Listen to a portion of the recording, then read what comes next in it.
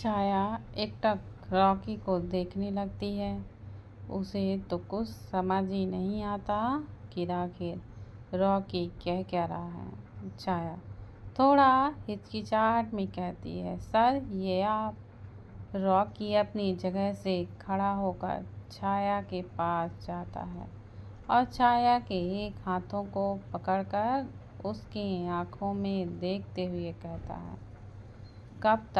कब तक तुम यूं मुझे सर बुलाकर अजनबी रहोगी? कॉल मी रॉक। छाया एकटक रॉकी की आंखों में देखते हुए कहती है, वो हक तो तुमने मुझसे छीन लिए थे ना। वो नाम हमारे प्यार का एक हिस्सा था, लेकिन अब तो प्यार ही खत्म हो चुका है। तो फिर ये नाम क्यों? रॉकी छाया के चेहरे को दोनों हाथों में थाम कर अपने ओठों से माथे पर चूम लेता है और फिर आंखों में देखते हुए कहता है, आई लव यू छाया। छाया एकदम से सुन्न पड़ जाती है। रॉकी फिर से एक बार कहता है, आई एम सॉरी, मैंने तुम्हें खुद से इतना दूर रखा। सच्चाई का पता मुझे उसी वक्त हो गया था जब मैं तुम्हें छोड़कर जाने वाला था, लेकिन उसके बावजूद मैं तुम्हारे पास नहीं आ सका, क्योंकि मैं खुद के नज़रों में गुज़र चुका था तुम्हारे प्यार पे शक करके। क्यों कि मैं तुमसे कभी नाराज़ नहीं मिला सकता था। रॉकी आगे कहता है, मुझे लगा मैं तुमसे दूर हो जाऊंगा तो तुम मुझे भूल जाओगी, लेकिन तुम्हें खुद के लिए रोज तड़प था। मैं देखते आया हूँ, मैं तुम्हें ऐसे नहीं देख सकता छाया। क्या हम अपने रिश्ते को एक नए सिरे से शुरू कर सकते हैं? छाया एक झटके से रॉकी के गले लगकर रोने लगती है। वह रोते हुए कहती है, क्यों किया तुमने ऐसा?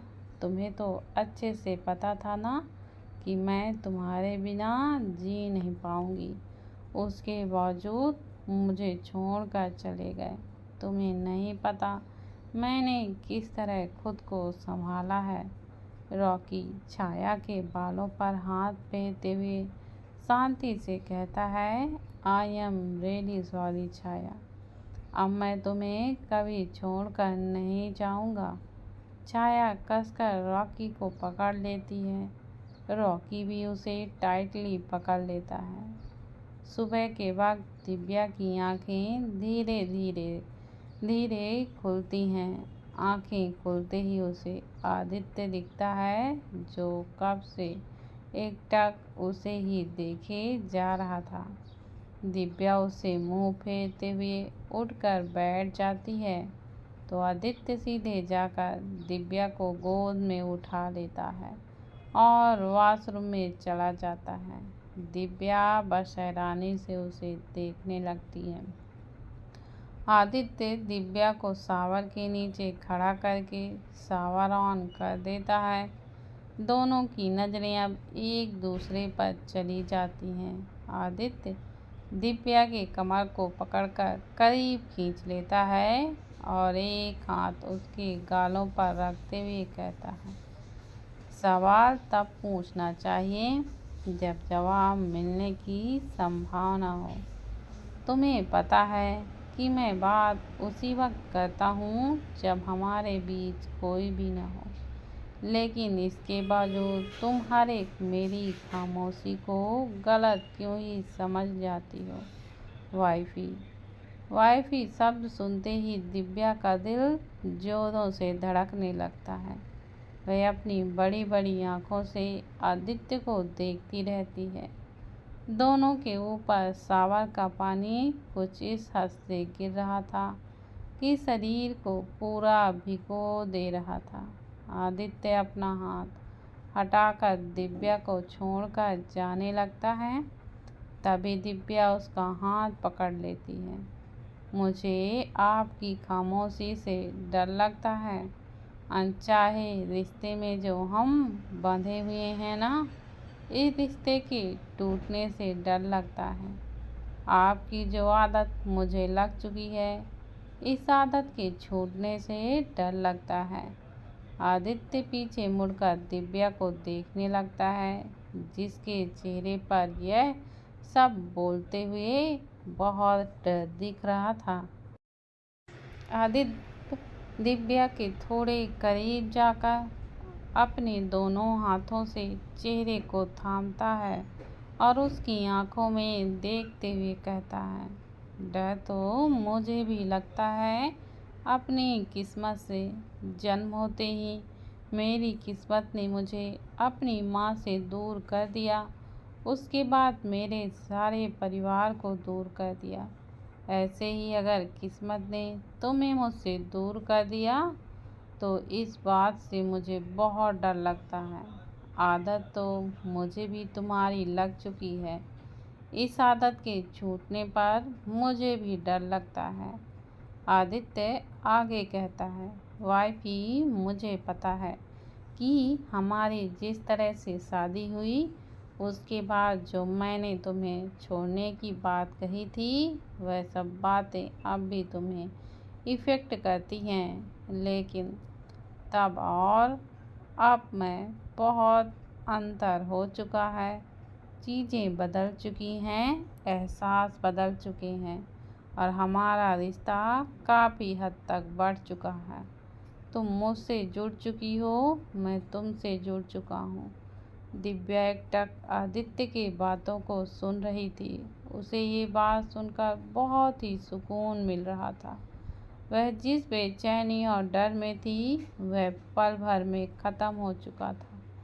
आदित्य फिर एक बार कहता है, भले ही मैंने तुम्हें शादी के वक्त वो सातों वचन नहीं दिए थे, ना ही मांग भरते समय अपनी पत्नी स्वीकारा था और ना ही मंगलसूत्र पहनाते वक्त तुम्हें खुद से बांधा था, लेकिन शादी के कुछ वक्त बाद मैंने जो तुम्हारे गले पे मंगलसूत्र पहनाया, उसी वक्त मैंने तुम्हें खुद से बांध लिया था।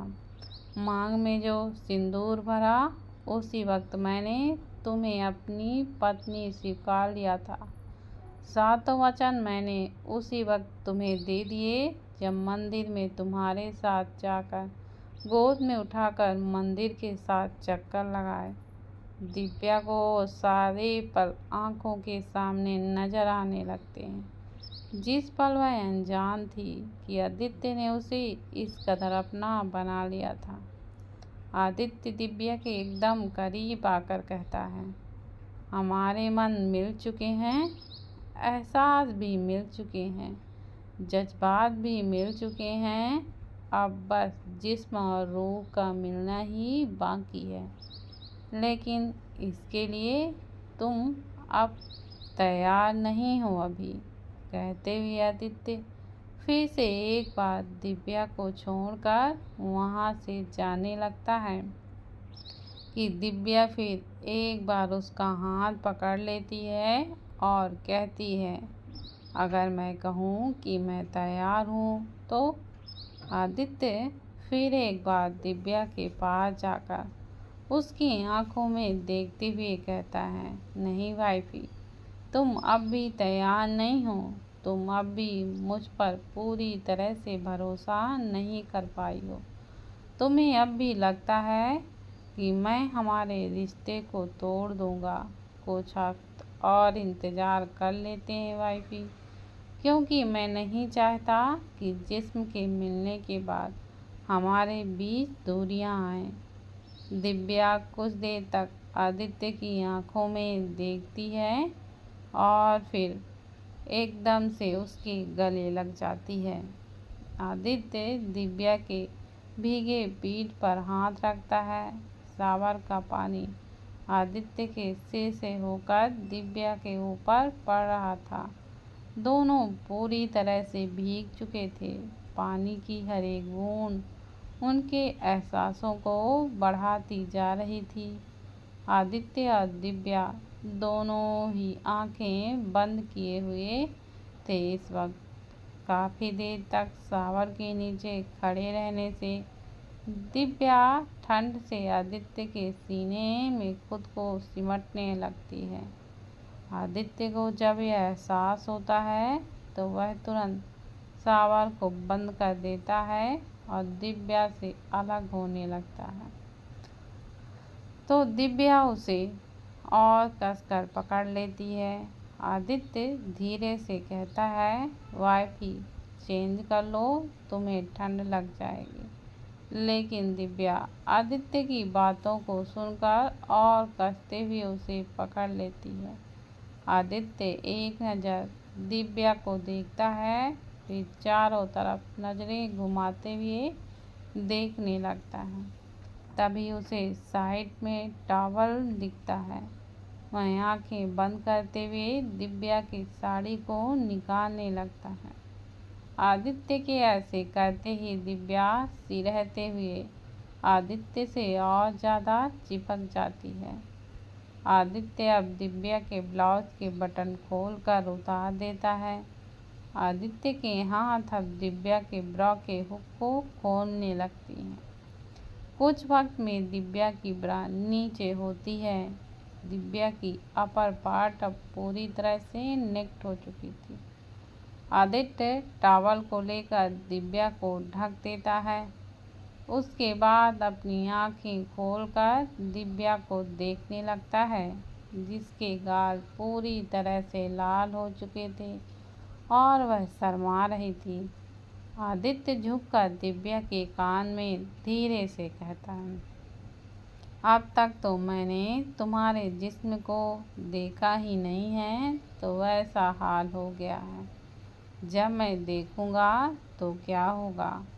दिव्या अब तो शर्म से आदित्य के सीने में छुप जाती है। दिव्या की हरकत पर आदित्य मुस्कुरा देता है। कुछ देर बाद आदित्य वॉशरूम से निकलता है। दिव्या नीचे गिरे हुए अपनी साड़ी, ब्लाउज और ब्रा को देखकर और भी ज़्यादा शर्माने लगती है। वह उसको उठाकर साइड में रखती है और फिर चेंज करके बाहर चली जाती है। बाहर आदित्य कबर्ड के सामने खड़ा शर्ट उतार कर दूसरा पहन रहा था। आदित्य को ऐसे देख दिव्या अपनी आंखें बंद कर लेती है। फिर एक बार दिव्या का चेहरा शर्म से लाल हो चुका था। आदित्य शर्ट पहनकर दिव्या के पास जाकर उसके माथे को चूम लेता है।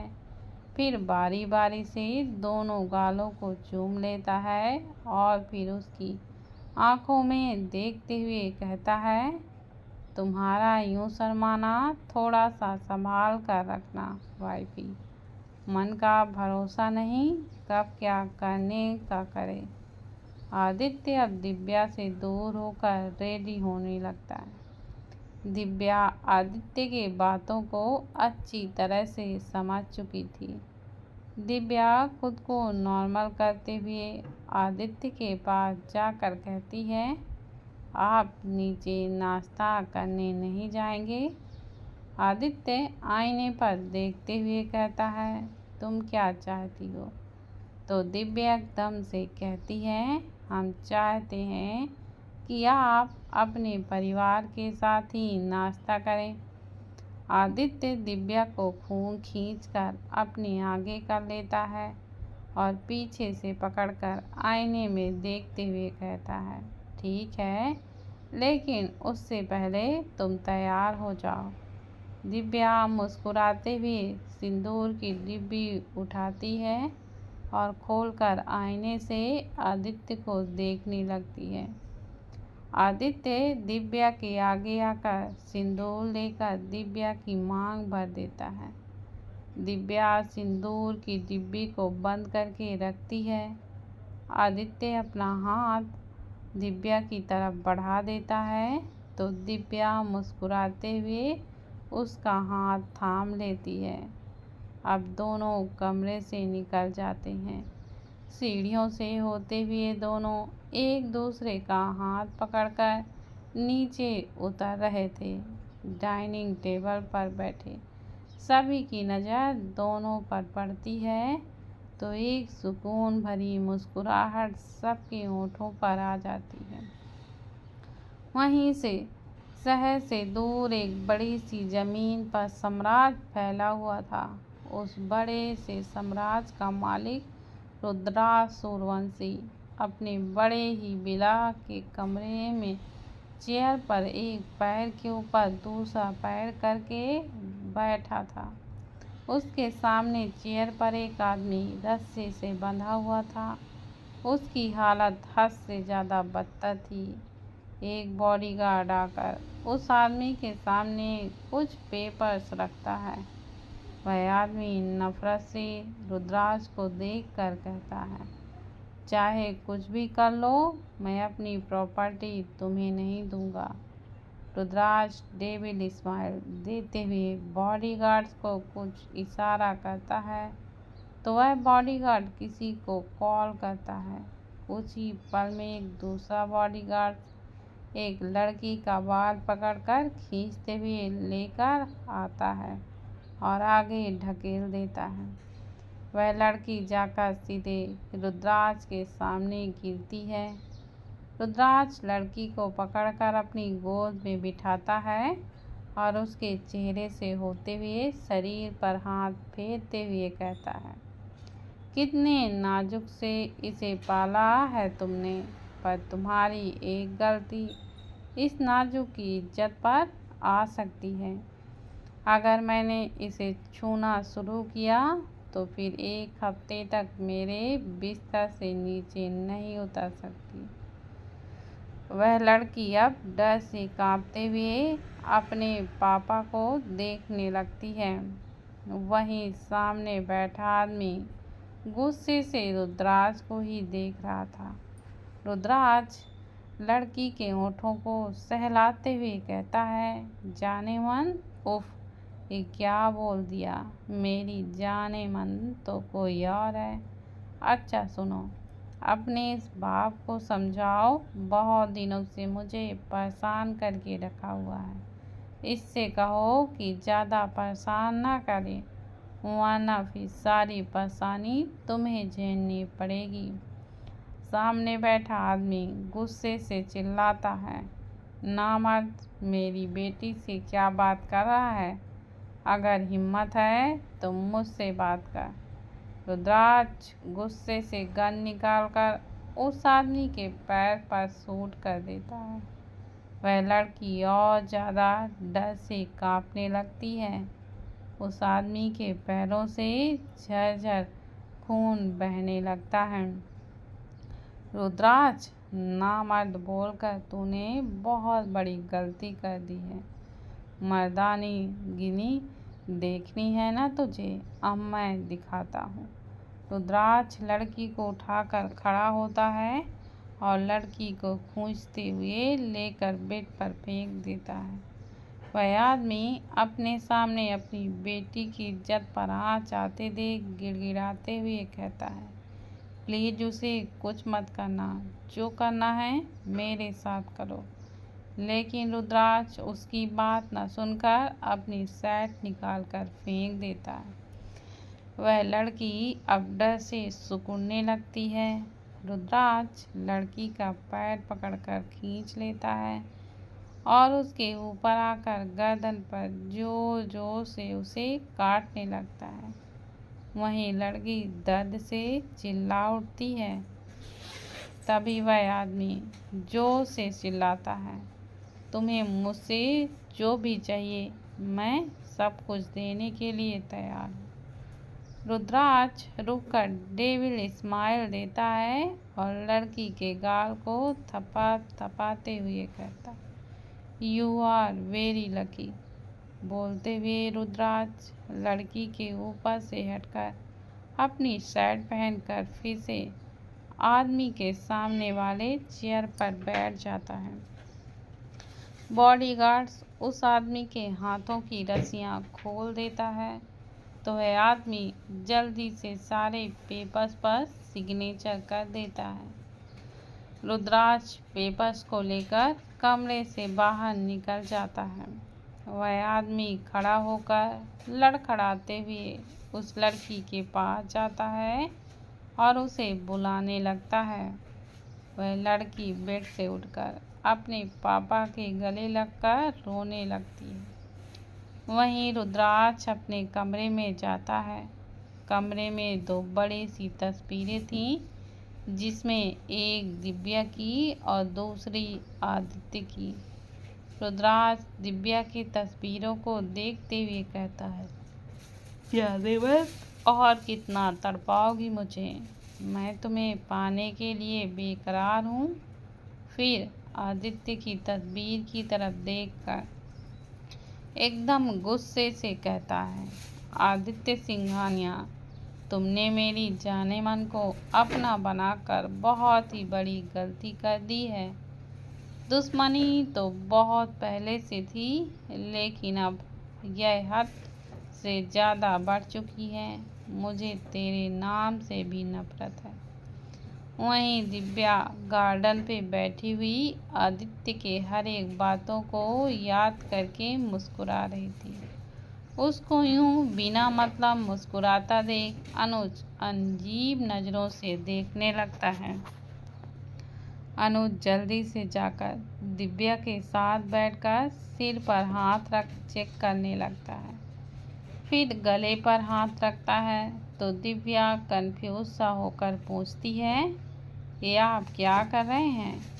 अनुज कहता है, मैं चेक कर रहा हूँ, कहीं आपकी तबीयत तो खराब नहीं हो गई। दिव्या अजीब नज़रों से अनुज को देखती है तो अनुज कहता है, अब आप अकेले अकेले बैठे मुस्कुराएंगे ना? तो इतना बोलते ही अनुज दिव्या को देखता है। फिर कहता है, भाभी, कहीं आपको भूत प्रेत का साया तो नहीं लग गया ना? इतना बोलते ही अनुज काफ़ी ज़्यादा परेशान होने लगा। वह एकदम से उठकर दिव्या का हाथ पकड़कर लेकर जाने लगता है। दिव्या सवाली नज़रों से देखते हुए कहती है, आप मुझे कहाँ लेकर जा रहे हैं? अनुज झट से कहता है, पंडित जी के पास। दिव्या उसकी पूरी बात को समझकर रुककर घूरने लगती है। अनुज भी रुककर दिव्या को देखने लगता है। अनुज, क्या हुआ? चलिए, जल्द से जल्द आपको लेकर जाना पड़ेगा। तभी गौरव की आवाज़ आती है, कहाँ लेकर जाना पड़ेगा? अनुज जल्दी से कहता है, गौरव भाई, भाभी के शरीर में आत्मा है। गौरव एक नज़र दिव्या को देखता है, जो घूर कर अनुज को ही देख रही थी।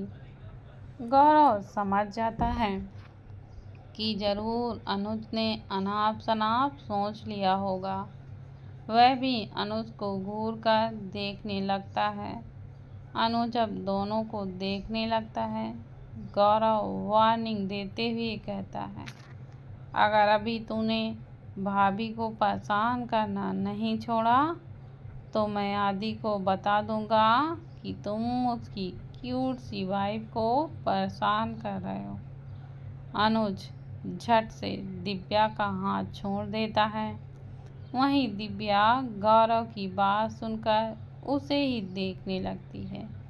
गौरव दिव्या की नज़रें खुद पर देखकर अनुज को खींचते हुए अपने साथ लेकर वहां से चला जाता है। दिव्या दोनों को जाता देख मुस्कुरा देती है। तभी छाया बाहर आती है। आज छाया का लुक थोड़ा सा चेंज था। छाया हमेशा जीन्स और शर्ट पहनती थी, लेकिन आज उसने एक गाउन पहना था। चेहरे पर थोड़ा सा मेकअप में छाया बहुत ही खूबसूरत लग रही थी। छाया आगे बढ़ते हुए दिव्या के पास पहुंचती है। दिव्या छाया को देखते हुए पूछती है, आप कहाँ जा रहे हैं? छाया सकपका जाती है। छाया इधर से उधर देखते हुए वो इसके आगे वह कुछ बोल ही नहीं पा रही थी। दिव्या बसु से अजीब बातें करता देख और सुन रही थी। तभी पीछे से आवाज आती है डेट पर। दिव्या सामने देखती है तो रूमी मुस्कुराते हुए उसके ही पास आ रही थी। छाया सिर झुकाए खड़ी हो जाती है। दिव्या असमंजस में कभी रूमी को देखती है तो कभी छाया को। रूमी मुस्कुराते हुए कहती, भाभी, छाया रॉकी भाई के साथ डेट पर जा रही हैं। दिव्या हैरानी से छाया को देखती है। वहीं छाया तो यहाँ से बस भागना चाहती थी।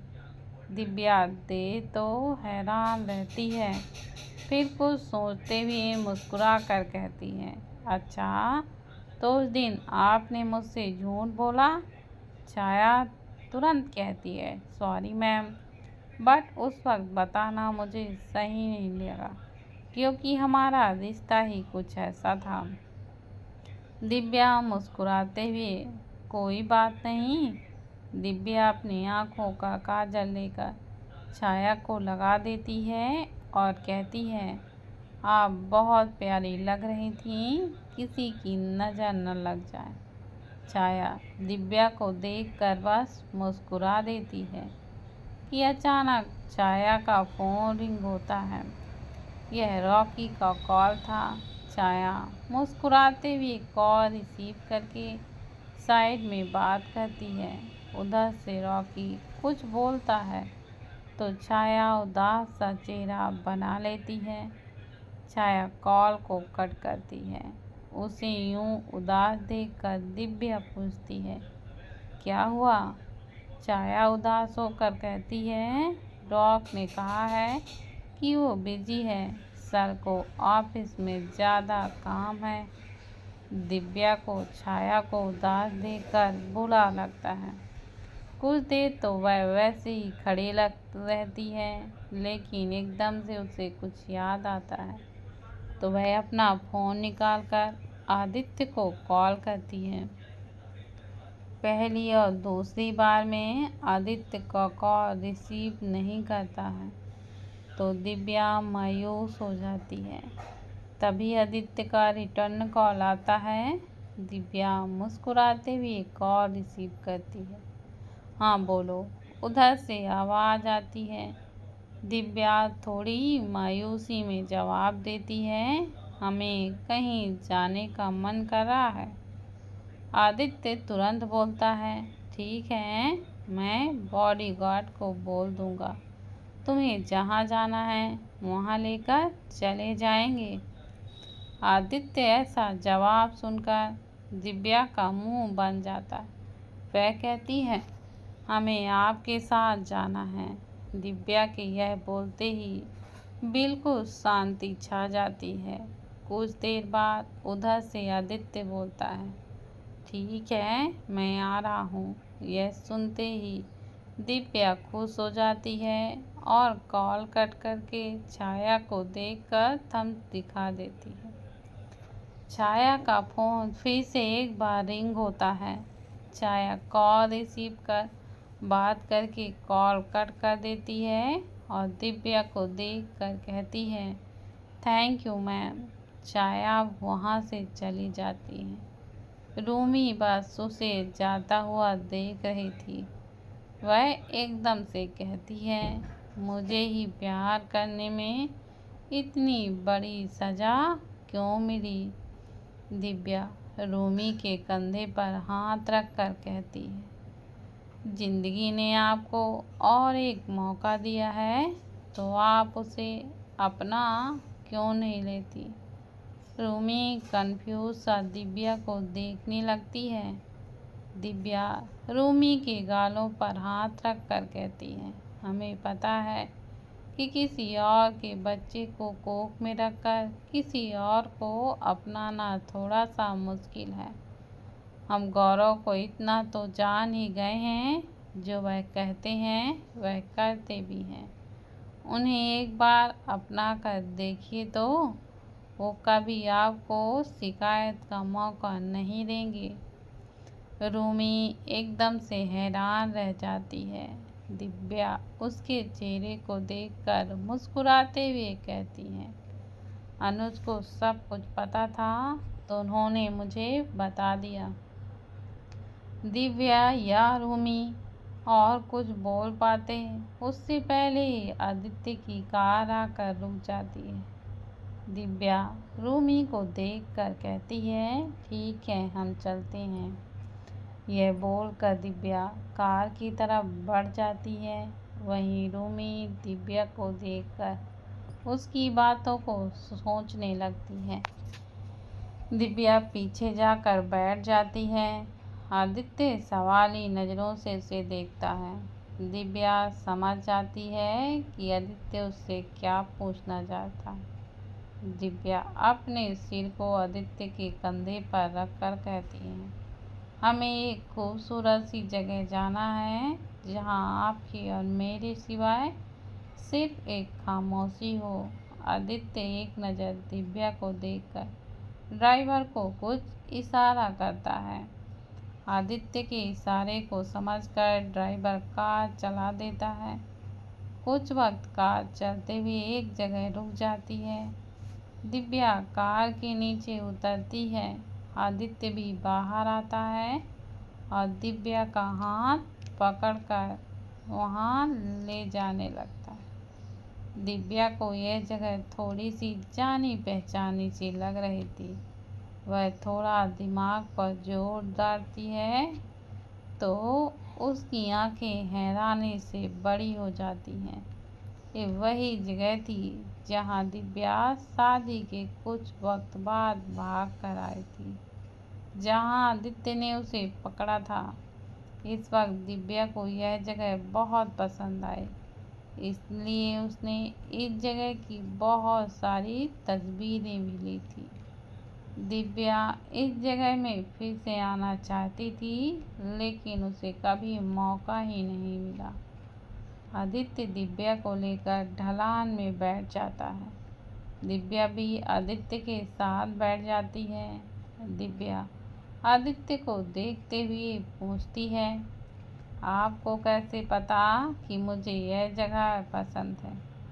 आदित्य दिव्या के हाथों से उसका फ़ोन लेता है और गैलरी ओपन करके एक फ़ोटो को दिखाते हुए कहता है, इस फ़ोटो के नीचे लिखा हुआ था, I miss this place.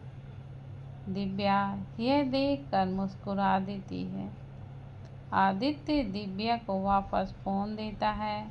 Divya अपना फ़ोन लेकर आदित्य का फ़ोन लेती है। वह जैसे ही फ़ोन ओपन करती है तो उसकी नज़रें वॉलपेपर के फ़ोटो पर पड़ती है। दिव्या आदित्य को देखने लगती है। वॉलपेपर के फ़ोटो पर दिव्या की मुस्कुराती हुई फ़ोटो थी।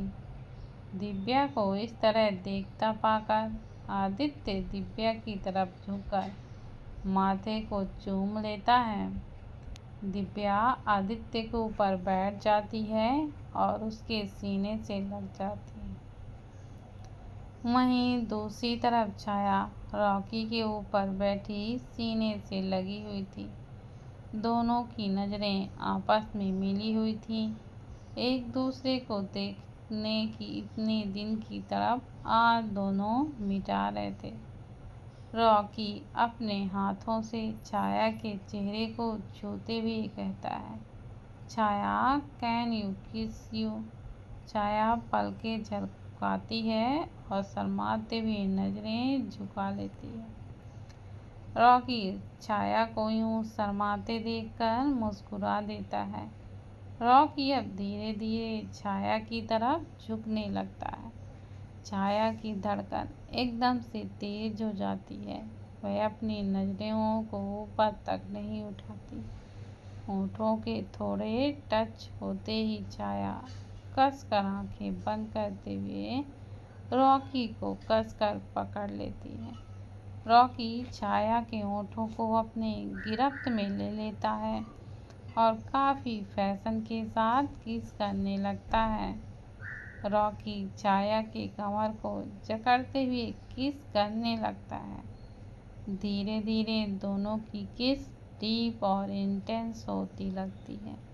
छाया भी अब रॉकी का पूरा साथ देती रहती है। बहुत देर तक किस करते रहने के बाद दोनों की सांसें उखड़ने लगती हैं।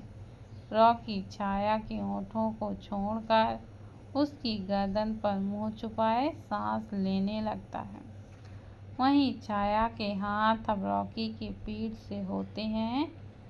वह भी गहरी गहरी सांसें लेने लगती है। नेक्स्ट मॉर्निंग सिंघानिया विला में आज हॉल पर अलग ही तरह की शांति छाई हुई थी। सर्वेंट के अलावा हॉल में कोई नहीं था, बिल्कुल खाली। सारे लोग अर्जुन के कमरे में उपस्थित थे, क्योंकि आज अर्जुन पूरे 8 महीने बाद अपने परिवार के पास लौटा था। विकासा जी की आंखें खुशी से नम हो चुकी थीं। अर्जुन भी सभी से मिल रहा था। अर्जुन की सारी चोटों को पूरी तरह से भर चुके थे, लेकिन कमजोरी उसके शरीर पर साफ तौर से दिखाई दे रही थी। विकासा जी अर्जुन के पास बैठकर उसके गालों को छूते हुए कहती हैं, कितने वक्त तक आपने हमें इंतजार करवाया, आपको हमारी याद नहीं आई? अर्जुन मुस्कुराते हुए अपने हाथों को विकासा जी के हाथों पर रखकर कहता है, माँ, अब तो मैं वापस आ गया हूँ, अब और कहीं नहीं जाऊँगा। विकासा जी अर्जुन के बालों पर हाथ फेरती हैं और झुककर माथे को चूम लेती हैं। सभी परिवार वाले अर्जुन से मिलते हैं। उसका ध्यान अर्जुन पर ही था कि तभी पायल की छनाकार से अर्जुन की नज़र दरवाजे की तरफ चली जाती है। अर्जुन के साथ ही परिवार के हर एक सदस्य की नज़र दरवाजे की तरफ चली जाती है। दरवाजे पर सिंपल सी लाल साड़ी, हाथों पर चूड़ियाँ, मांग में सिंदूर, गले पर मंगलसूत्र और पायल में पहने बिल्कुल सिंपल लुक में खड़ी थी। सबकी नज़र दिव्या से हटकर अर्जुन पर चली जाती है, जो एकटक दिव्या को ही देख रहा था। अर्जुन तो दिव्या को फोटो में देखकर ही पसंद कर लिया था। इसके बाद शादी के वक्त जब दिव्या उसके सामने थी, तब उसने रियल लाइफ में दिव्या को देखा था।